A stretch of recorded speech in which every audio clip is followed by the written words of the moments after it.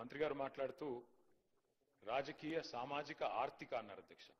నాకు తెలిసినంత వరకు ఈ బిల్లులో కేవలం రాజకీయ అవకాశాలకు సంబంధించే ఉంది తప్ప ఇందులో మరి సబ్ ప్లాన్ పెట్టి కనీస డబ్బులు ఇచ్చినట్టయితే లేదా మీరు బీసీ డిక్లరేషన్ లో చెప్పినట్టు మిగతా ఆర్థిక పరమైన అంశాలు ఏమైనా ఉన్నాయని చూసే అధ్యక్ష. బిల్లు అయితే ఏం లేవు. మరి సామాజిక ఆర్థిక అన్నారు అధ్యక్ష. అది కూడా బీసీ సబ్ ప్లాన్ కూడా తొందరలోనే ప్రత్యేకంగా అవసరమైనంత ఒక సమావేశం పెట్టి బీసీ సబ్ ప్లాన్ కూడా పెట్టాలి అని చెప్పి కూడా రాష్ట్ర ప్రభుత్వాన్ని తమరి ద్వారా నేను కోరుతా ఉన్నా అధ్యక్ష.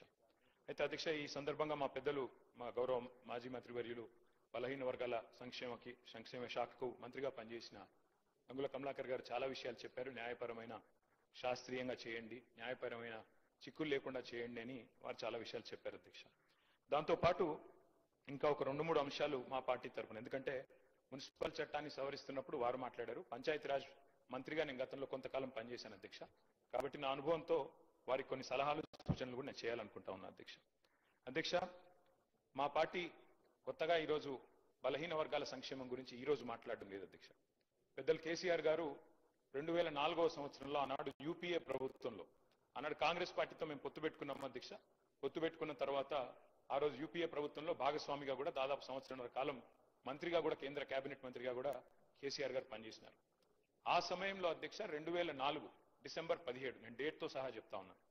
ఆ రోజు కేసీఆర్ గారు ఇక్కడ తెలంగాణ నుండి ఆనాడు ఆంధ్రప్రదేశ్ నుండి మన బలహీన వర్గాల సంక్షేమ నాయకులు ఎవరైతే ఉన్నారో బీసీ సంక్షేమ సంఘం జాతీయ అధ్యక్షుడిగా ఉన్న ఆర్ కృష్ణయ్య గారిని వారి ప్రతినిధి బృందం మొత్తాన్ని కూడా ఆ రోజు ప్రధానమంత్రి మన్మోహన్ సింగ్ గారికి ఫోన్ చేసి వారి కార్యాలయానికి ఫోన్ చేసి అపాయింట్మెంట్ తీసుకొని, సార్ బలహీన వర్గాల సంక్షేమం మీద మాట్లాడాలి, మీరు కొద్దిగా సమయం ఇవ్వండి, ఏదో మెమరాండం ఇచ్చి 5 నిమిషాల్లో పోవడానికి కాదు, మాకు కొద్దిగా సమయం కావాలి అంటే ప్రధానమంత్రి మన్మోహన్ సింగ్ గారు కూడా టైం ఇచ్చినారు అధ్యక్ష. దాదాపు 45 నిమిషాలు టైం ఇస్తే గంటన్నర పాటు సమావేశం జరిగింది అధ్యక్ష.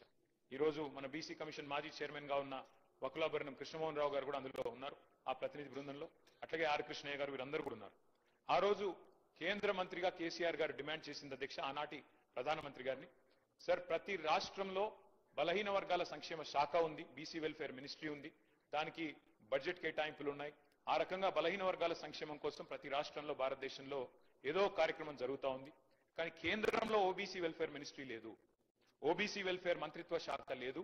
పెడితే చాలా బాగుంటుంది. అప్పుడు ఏమవుతుందంటే అనుసంధానం చేసుకొని ఓబీసీ అక్కడ కేంద్రంలో ఉన్న మంత్రిత్వ శాఖ, రాష్ట్రంలో ఉండే మంత్రిత్వ శాఖలు కలిసి పనిచేస్తే మరింత మేలు చేయవచ్చు, ఓబీసీ మంత్రిత్వ శాఖ పెట్టండి అని మొట్టమొదటిసారిగా భారతదేశంలో మరి ఒక కేంద్ర మంత్రిగా ప్రధానమంత్రి గారి దృష్టికి తీసుకుపోయిన నాయకుడు మా నాయకుడు కేసీఆర్ గారు అనే మాట నేను మీకు గుర్తు చేస్తా ఉన్నాను అధ్యక్ష. అట్లాగే అధ్యక్ష పార్టీ పెట్టిన కొత్తలోనే బీసీ పాలసీ తెచ్చి కొంత మరి మా పార్టీ విధానాల్లోనే బీసీ పాలసీ అంటూ తీసుకొచ్చింది కూడా ఆనాడు టీఆర్ఎస్ అధ్యక్ష. రాష్ట్రం ఏర్పడ్డది అధ్యక్ష. చాలా మంది పెద్దలు చెప్తా ఉంటారు కేసీఆర్ గారి నాయకత్వంలో ప్రజా ఉద్యమం నిర్మాణం జరిగింది, అందులో అందరం కూడా పాల్గొన్నాం. ఈ హౌస్ లో ఉన్న వాళ్ళలో కూడా చాలా మంది ఉన్నాం. అందులో భాగంగానే ఆనాడు పార్టీలకు అతీతంగా పోరాడితే అల్టిమేట్ గా తెలంగాణ సిద్ధించింది. తెలంగాణ వచ్చిన తర్వాత అధ్యక్ష 2014లో మొట్టమొదటిసారి ఇక్కడ శాసనసభ కొలువు తీరిన తర్వాత తమరు కూర్చున్న స్థానంలో అధ్యక్ష అక్కడ కూర్చున్నది సిరికొండ మధుసూనాచారి గారు, బలహీన వర్గాల బిడ్డ స్పీకర్ గా. ఇక్కడ కౌన్సిల్లో శ్రీ కనకమామిడి స్వామి గౌడ్ గారు, అక్కడ చైర్మన్ గా స్వామి గౌడ్ గారు, ఇక్కడ మొట్టమొదటి స్పీకర్ గా మరి మధుసూనాచారి గారిని కూడా చేసుకున్నది అన్నాడు టీఆర్ఎస్ ప్రభుత్వం అధ్యక్ష. అట్లాగే ఫస్ట్ టైం అధ్యక్ష చరిత్రలో, ఉమ్మడి ఆంధ్రప్రదేశ్ చరిత్రలో, ఇందాక పాయల్ శంకర్ గారు మాట్లాడుతూ అన్నారు అడ్వకేట్ జనరల్ ఎన్నడూ కాలేదు అని, దాన్ని కూడా మార్చి తిరగరాసి మొట్టమొదటి అడ్వకేట్ జనరల్ బలహీన వర్గాల బిడ్డను చేసింది కూడా కేసీఆర్ గారి ప్రభుత్వం. బిఎస్ ప్రసాద్ గారు వారిని ఆనాడు మొట్టమొదటి ఏజీ గారిని నియమించింది కూడా కేసీఆర్ గారి ప్రభుత్వం అధ్యక్ష. ఇందాక కొంతమంది మిత్రులు మాట్లాడితే ఇంకేదో అన్నారు, నేను దాని జోలికి ఎక్కువ పోను. కానీ ఇవాళ కూడా మా పార్టీకి 3 ప్రోటోకాల్ పొజిషన్లు ఉన్నాయి సార్ రాష్ట్రంలో. ఒకటి శాసనసభలో ప్రతిపక్ష నాయకుడిగా కేసీఆర్ గారు ఉన్నారు, అక్కడ శాసన మండలిలో ప్రతిపక్ష నాయకుడిగా మధుసూనాచారి గారు ఉన్నారు, అట్లాగే శాసన మండలిలో డిప్యూటీ చైర్మన్ గా బండా ప్రకాష్ గారు ఉన్నారు. అంటే 3 ప్రోటోకాల్ పొజిషన్స్ ఉంటే అందులో 2 బీసీ బిడ్డలకిచ్చి మా పార్టీ నిబద్ధతను చాటుకున్నామనే మాట కూడా నేను వారికి విజ్ఞప్తి చేస్తా ఉన్నాను అధ్యక్ష. అట్లాగే అధ్యక్ష మా ప్రభుత్వం ఉన్నప్పుడు చట్టసభల్లో మేము 2 సార్లు తీర్మానం చేశాం అధ్యక్ష. ఇక్కడ శాసనసభలో, అక్కడ శాసన మండలిలో 2 తీర్మానాలు చేసి పంపించినాం ఏకగ్రీవంగా. ఆ రోజు కాంగ్రెస్ పార్టీ కూడా మాకు మద్దతు పలికింది. శ్రీధర్ బాబు గారు, బట్టి విక్రమార్క గారు ఆనాడు ఇక్కడ ఉన్నారు, వారు మద్దతు పలికినారు అధ్యక్ష. ఒక తీర్మానం ఏం చేసినాం అధ్యక్ష, మేము సెన్సస్ తో పాటు 2021లో చేయబోయే సెన్సస్ తో పాటు, జనగణనతో పాటు కులగణన కూడా చేయండి అని మొట్టమొదటిసారి రాహుల్ గాంధీ గారు మాట్లాడే కంటే ముందే కులగణన గురించి మాట్లాడిన మొట్టమొదటి ప్రభుత్వం తెలంగాణ ప్రభుత్వం అన్నాడు కేసీఆర్ గారి నాయకత్వంలోనే మాట కూడా నేను గుర్తు చేస్తా ఉన్నా. తీర్మానం కూడా మీ రికార్డులో ఉంటుంది సార్. జాతీయ స్థాయిలో చేయాలని చెప్పాము, తర్వాత ఏం చేసామో కూడా చెప్తాను సార్. అట్లాగే చట్టసభల్లో కూడా రిజర్వేషన్లు ఇవ్వండి, బలహీన వర్గాలకి శాసనసభలో అదే విధంగా శాసన మండలిలో పార్లమెంట్ లో కూడా ఓబీసీ రిజర్వేషన్లు తెండి అని చెప్పి కూడా మరొక తీర్మానం కూడా చేసి ఇదే హౌస్ నుండి మనం పంపించాము. కాపీలు ఎల్ఏ మినిస్టర్ గారి దగ్గర కూడా ఉంటాయి అధ్యక్ష, సెక్రటరీ గారి దగ్గర ఉంటాయి, కావాలంటే చూసుకోవచ్చు అధ్యక్ష. అట్లాగే ఆనాడు ఇప్పుడు పెద్దలు మంత్రి గారు మాట్లాడుతూ ఒక మాట అన్నారు అధ్యక్ష, సీలింగ్ పెట్టారు అని. అధ్యక్ష నేను దయచేసి నేను ఇది రాజకీయం కోసం మాట్లాడట్లేదు, కానీ కొన్ని విషయాలు ఎందుకంటే తప్పుదో పట్టించకూడదు అధ్యక్ష, ప్రజల్ని కానీ సభ్యుల్ని కానీ తప్పుదో పట్టించకూడదు. ఆ రోజు కమలాకర్ గారు కొంత మాట మాత్రంగా చెప్పే ప్రయత్నం చేసినారు. ఆ రోజు కాంగ్రెస్ ప్రభుత్వం ఆనాడు ఉమ్మడి ఆంధ్రప్రదేశ్ లో ఉన్నప్పుడు, కిరణ్ కుమార్ రెడ్డి గారు ముఖ్యమంత్రిగా ఉన్నప్పుడు, ఆ రోజు ఈ చట్టం ఏదైతే ఉందో ఉమ్మడి ఆంధ్రప్రదేశ్ లో పంచాయతీరాజ్ చట్టం కానీ మున్సిపల్ చట్టం కానీ వారు తెచ్చారు అధ్యక్ష. సుప్రీంకోర్టులో ఏం జరిగింది అధ్యక్ష ఇంతకీ? సుప్రీంకోర్టు 2010లో రాజ్యాంగ ధర్మాసనం అంటే కాన్స్టిట్యూషనల్ బెంచ్ సరిగ్గా దానికి మించిన బెంచ్ భారతదేశంలో ఇది లేదు. రాజ్యాంగ ధర్మాసనం ఆ రోజు ఒక తీర్పు ఇచ్చింది అధ్యక్ష, 50% సీలింగ్. ఇది కేసీఆర్ గారో తెలంగాణ ప్రభుత్వమో బీఆర్ఎస్ పార్టీయో పెట్టింది కాదు అధ్యక్ష. ఈ సీలింగ్ పెట్టింది సుప్రీంకోర్టులోని రాజ్యాంగ ధర్మాసనం. దాన్ని అతిక్రమించే అధికారం ఈ దేశంలో ఏ ప్రభుత్వానికి లేదు, కేంద్ర ప్రభుత్వానికి లేదు, రాష్ట్ర ప్రభుత్వానికి కూడా లేదు. ఉన్న ఒకే ఒక్క మార్గం అధ్యక్ష, ఒకే ఒక్క మార్గం, మనం పార్లమెంట్ లో అవసరమైతే రాజ్యాంగ సవరణ చేసి రెండు పార్టీలు కనుక అనుకుంటే, ఇవాళ మెజారిటీ ఉన్నది బీజేపీకి, అక్కడ ప్రతిపక్షంలో ఉన్నది కాంగ్రెస్ పార్టీ. మాకైతే లోక్సభలో సభ్యులు లేరు, రాజ్యసభలో 4 సభ్యులు ఉన్నారు మాకు. కానీ ఇవాళ కావాలనుకుంటే బీసీలకు నిజంగా న్యాయం చేయాలి అనుకుంటే పరిధి అసెంబ్లీ కాదు అధ్యక్ష. ఇక్కడ మనం ఎంతసేపు మనం ఇక్కడ మాట్లాడినా, ఎంత గట్టిగా మాట్లాడినా, ఒకరి మీద ఒకరు ఎన్ని పంచులేసుకున్నా, పొలిటికల్ డైలాగులు కొట్టినా, నిజంగా న్యాయం జరగాలంటే మాత్రం పార్లమెంటులో రాజ్యాంగ సవరణ ద్వారా మాత్రమే, 9th షెడ్యూల్లో చేర్చడం ద్వారా మాత్రమే ఇది పరిష్కారం అయితే తప్ప వేరే మార్గం లేదు అధ్యక్ష. ఇది వాస్తవం. ఇది ముఖ్యమంత్రి గారికి తెలియదు, కేబినెట్ లో ఉండే మంత్రులకు తెలియదని నేను అనుకోను అధ్యక్ష, వారికి కూడా తెలుసు. కానీ వారు పాపం వారు ఇరుక్కొని పోయినారు అధ్యక్ష. నేను వేరే ఉద్దేశంతో చెప్పట్లేదు. మీరు ఏమనుకున్నారు అధ్యక్ష? బీసీ డిక్లరేషన్ పెట్టినారు అధ్యక్ష కామారెడ్డిలో. పెట్టినప్పుడు పాపం వారు ఏం చెప్పాలి? నిజాన్ని చెప్పడం, మేము కేంద్రంలో కూడా అధికారంలోకి వస్తే ఈ రకంగా చేస్తామని చెప్పి ఉండాలి. కానీ ఆదరబాదరగా ఏం చెప్పినారు? 6 నెలల్లోనే 42% రిజర్వేషన్ ఇచ్చేస్తాం అని చెప్పారు అధ్యక్ష. చెప్పిన తర్వాత ఇక్కడ బీసీ సమాజం నుంచి ఒత్తిడి పెరిగినాక ఏం చేయాలి అధ్యక్ష? మరి ఏదో చేసినట్టు ఉండాలని చెప్పి ఇది 4వ ప్రయత్నం. మాకు ఆశ్చర్యంగా ఉంది అధ్యక్ష, ఎందుకంటే చాలా ఆశ్చర్యంగా అనిపిస్తా ఉంది. ఇదే ప్రభుత్వం చెప్పింది అధ్యక్ష. ఏం చెప్పారు మీరు? మొదటిసారి మేము రాజ్యాంగబద్ధంగా సాధిస్తామని మొదటిసారి చెప్పారు, ఒకసారి చెప్పారు. తర్వాత ఆర్డినెన్స్ ద్వారా వస్తామని ఇంకోసారి చెప్పారు. మరొకసారి పార్టీ పరంగా అన్నారు. ఇంకోసారి రాహుల్ గాంధీ గారు ప్రధానమంత్రి అయిన తర్వాత ఇస్తామన్నారు. మళ్ళీ ఈ రోజు మళ్ళీ బిల్ తెస్తా ఉన్నారు. అంటే ఒకటే పార్టీ 5 రకాలుగా మాట్లాడితే, 5 సందర్భాల్లో మాట్లాడితే ఈ రాష్ట్రంలో ఉన్న బీసీ బిడ్డలు చూస్తలేరా అధ్యక్ష? అర్థం చేసుకుంటలేరా మీ నిజాయితీని కానీ, మీ చిత్తశుద్ధిని కానీ? అంటే చిత్తశుద్ధి లేని శివ పూజ చేస్తూ ఇవాళ ప్రతిపక్షం మీద నెపం పెట్టి తప్పించుకుంటామంటే కుదరదు అధ్యక్ష. మేము ఇప్పటికి కూడా చిత్తశుద్ధితో చెప్తున్నాం, సిన్సియర్ గా చెప్తున్నాం, సంపూర్ణంగా స్వాగతిస్తాము. మీరే చెప్పారు, గౌరవ ముఖ్యమంత్రి గారు చెప్పారు అధ్యక్ష, ఇదే హౌస్ లో చెప్పారు మార్చిలో. ఏమన్నారు అధ్యక్ష?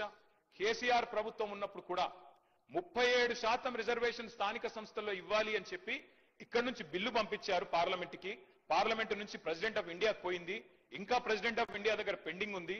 ఇప్పుడు మనం 42% సాధించాలి అంటే ఆ 37% అని పంపిన ఫైల్ మేము వెనకకు తెప్పించి ఈ 42% పంపిస్తాం ప్రెసిడెన్షియల్ అసెంట్ కోసం అని చెప్పినారు. మరి నేను అడుగుతా ఉన్నా అధ్యక్ష, ఆ రోజు మేము చిత్తశుద్ధితో ప్రయత్నం చేయలేదా? మేము 37% బిల్లు పంపలేదా?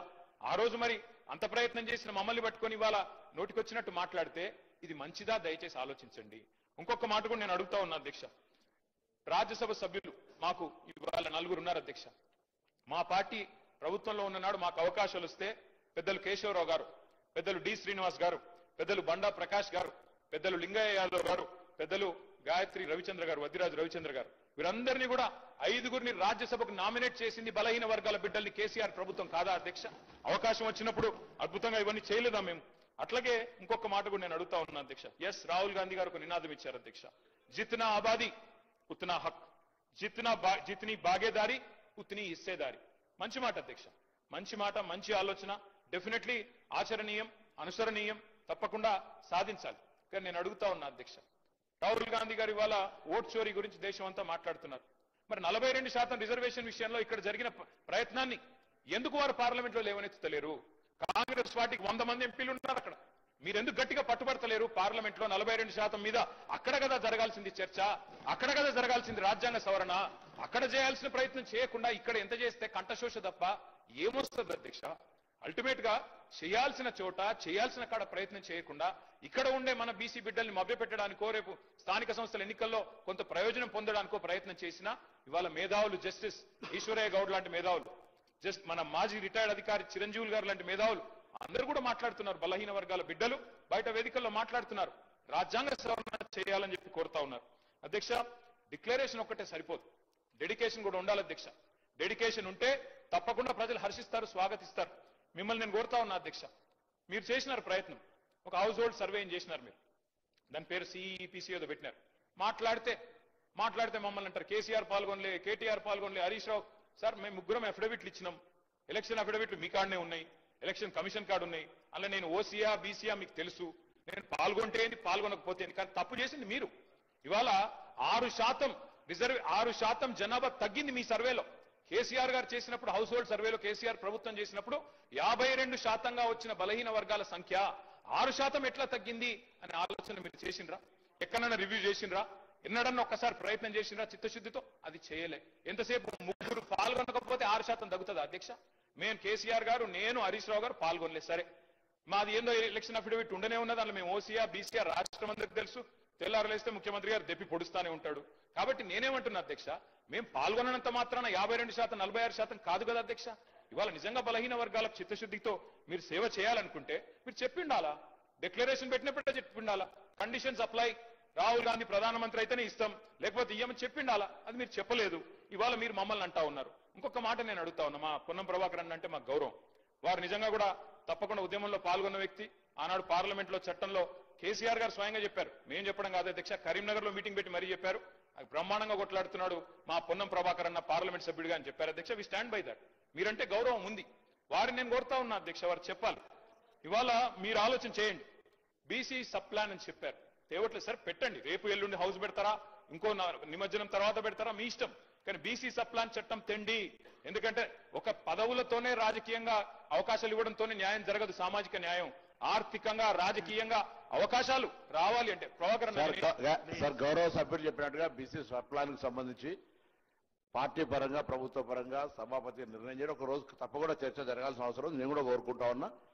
కానీ ఇవాళ నేను మళ్ళీ ఇంతకుముందు కూడా అంటే వారికి సభలో ఎక్కువ అనుభవం ఉంది, మంత్రిగా చేసినారు, ప్రభుత్వంలో చాలా కీలక పాత్ర ఉంది కాబట్టి ఇంకా ఏదైనా లోపాలున్నా ఇంకేమైనా ఉంటే సరి చేసుకునే విధంగా మీరు సలహా సూచనలు చెప్పండి. కానీ సభ అభిప్రాయం ఏకగ్రీవంగా ముందు నుంచి అదే విజ్ఞప్తి చేస్తారా, మొదటి నుంచి కూడా అదే మాట మాట్లాడుతున్నా. ఈరోజు ఇప్పుడు ఎమ్మెల్యే వాళ్ళు మాట్లాడినారు, మేము ఈ బిల్లును ఏకగ్రీవంగా పూర్తి మద్దతును ప్రకటిస్తామని ప్రకటించి మిగతా అంశాల మీద చర్చ జరగాలని ప్రభుత్వాన్ని కోరి దాని మీద చర్చ చేస్తారు.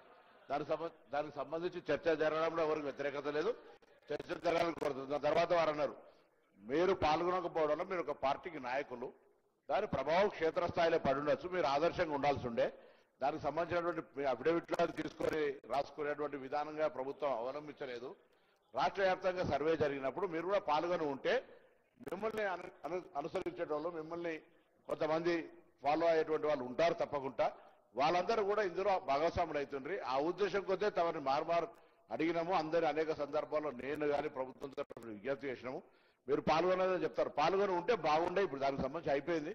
కానీ ఇటువంటి పరిస్థితులలో ఏదన్నా సామాజిక పరమైన అంశాలు జరుగుతున్నప్పుడు రాజకీయాలకు అతీతంగా సామాజిక పరమైన న్యాయం జరిగేదాని కొరకు ఆలోచన విధానం ఉండాలని కోరుతున్నా. మీరు గతంలో చేయలేదని చెప్తున్నారు. జరుగుతున్న పరిణామం లోపల ఇప్పుడు ఉన్నటువంటి ఈ యొక్క ఉద్దేశానికి ఎక్కడ కూడా ఇబ్బంది లేకుండా ఉండే విధంగా ఏకాభిప్రాయంతో ముందుకు పోవాలి. ఏకాభిప్రాయం అనేటువంటిది చాలా విలువనిస్తుంది బయట.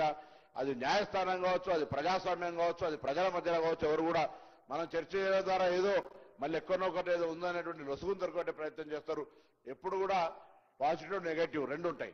పాజిటివ్ ఆలోచన చేస్తే నెగటివ్ చేసేటప్పుడు కూడా దుకాణం బంద్ చేసుకుంటాడు, ఆలోచన బంద్ అవుతుంది. కాబట్టి అందరూ పాజిటివ్ గా ముందుకు పోవాలని సందర్భంగా బలహీన వర్గాల శాఖ తరఫున నేను ప్రతి సభ్యుల్ని, ప్రతి రాజకీయ పార్టీకి విజ్ఞప్తి చేస్తాను మీ ద్వారా.